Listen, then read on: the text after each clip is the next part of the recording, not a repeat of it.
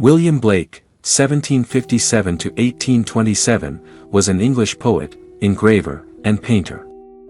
A boldly imaginative rebel in both his thought and his art, he combined poetic and pictorial genius to explore important issues in politics, religion, and psychology. William Blake was born in London on November 28, 1757, the second son of a hosier and haberdasher.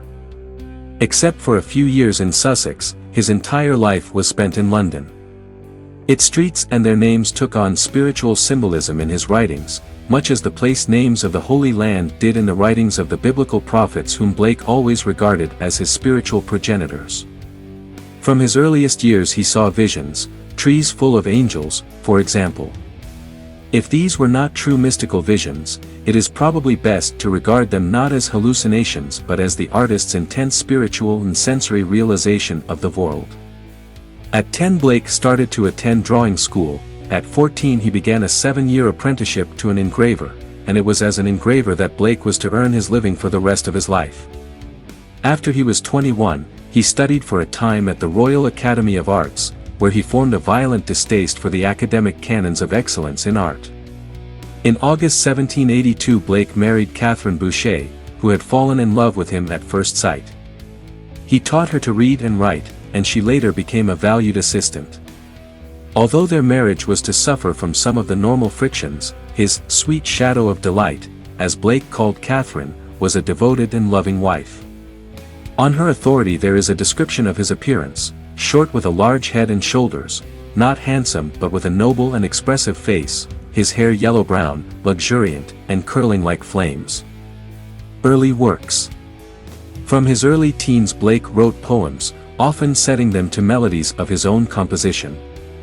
When he was 26, a collection entitled Poetical Sketches was printed with the help of the Reverend and Mrs. Matthew, who conducted a cultural salon and were patrons of Blake. This volume was the only one of Blake's poetic works to appear in conventional printed form. He later invented and practiced a new method. After his father died in 1784, Blake set up a print shop with a partner next door to the family hosiery shop. In 1787 his beloved younger brother and pupil Robert died. Thereafter William claimed that Robert communicated with him in visions and guided him.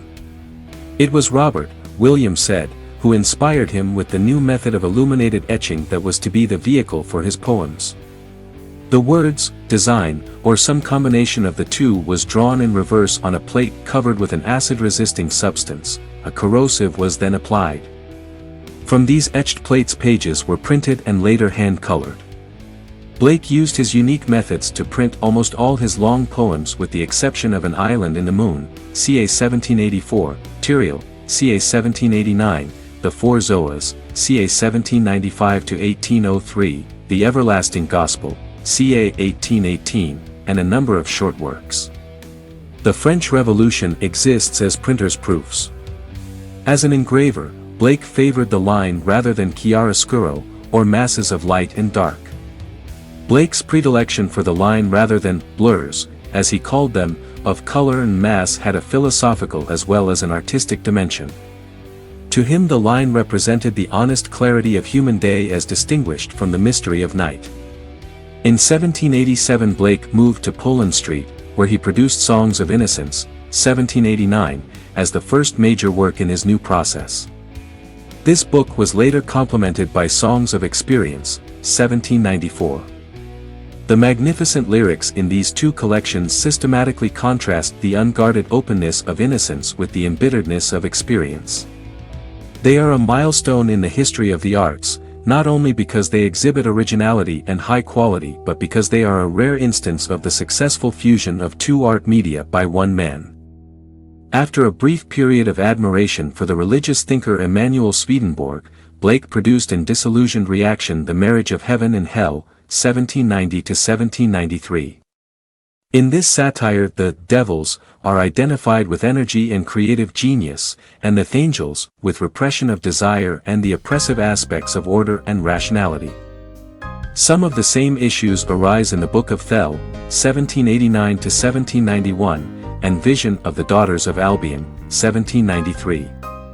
The former portrays a timid shepherdess who is reluctant to commit herself to the risks of existence, while the latter shows a heroine who casts off such timidity and chooses psychic and sexual liberation. Blake had become a political radical and was in sympathy with the American Revolution and with the French Revolution during its early years. At Poland Street and shortly after his move to Lambeth in 1793, Blake composed and etched short, prophetic books concerning these events, religious and political repression in general, and the more basic repression of the individual psyche, which he came to see as the root of institutional tyranny. Among these works, all composed between 1793 and 1795, are America, Europe, the Book of Urizen, the Book of Los, the Song of Los, and the Book of Ahania. In these poems Blake began to work out the powerful mythology he refined in his later and longer prophecies.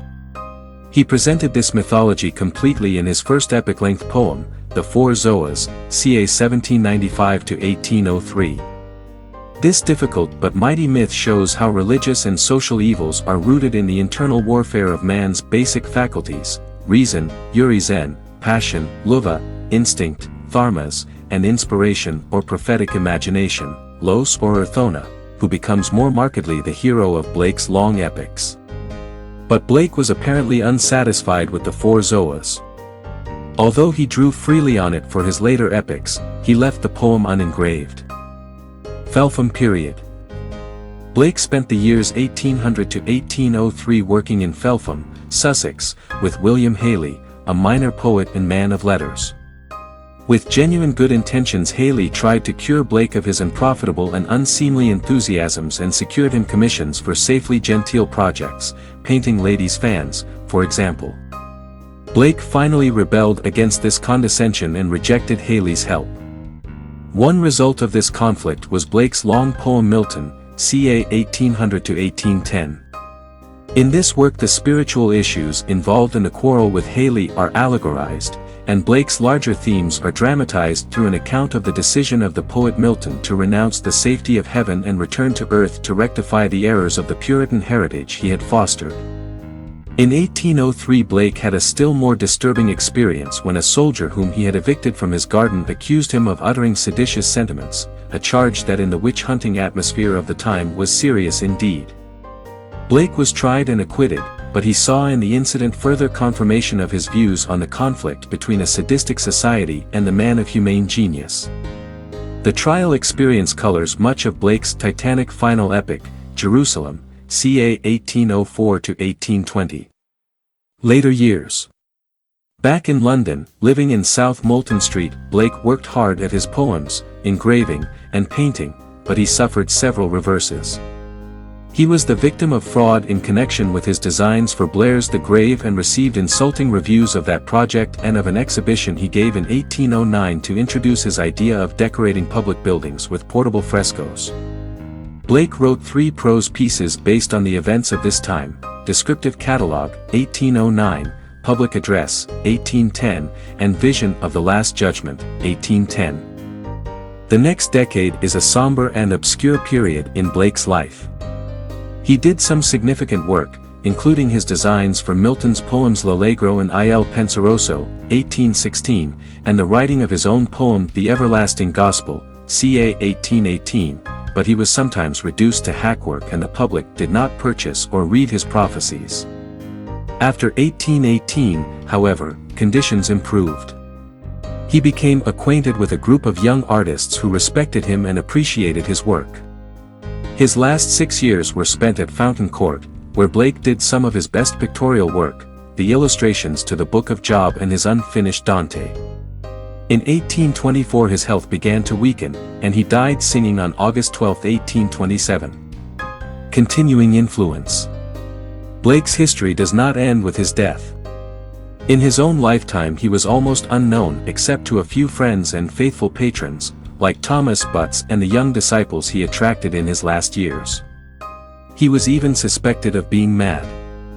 But interest in his work grew during the mid-19th century, and since then painstaking commentators have gradually elucidated Blake's beautiful, intricate, and difficult mythology. The 20th century has made him its own. He has been acclaimed as a kindred spirit by psychologists, writers, most notably William Butler Yeats, radical theologians, rock and roll musicians, and devotees of Oriental religion. He has furnished texts to a wide variety of rebels against war, orthodoxy, and almost every kind of psychic and personal repression.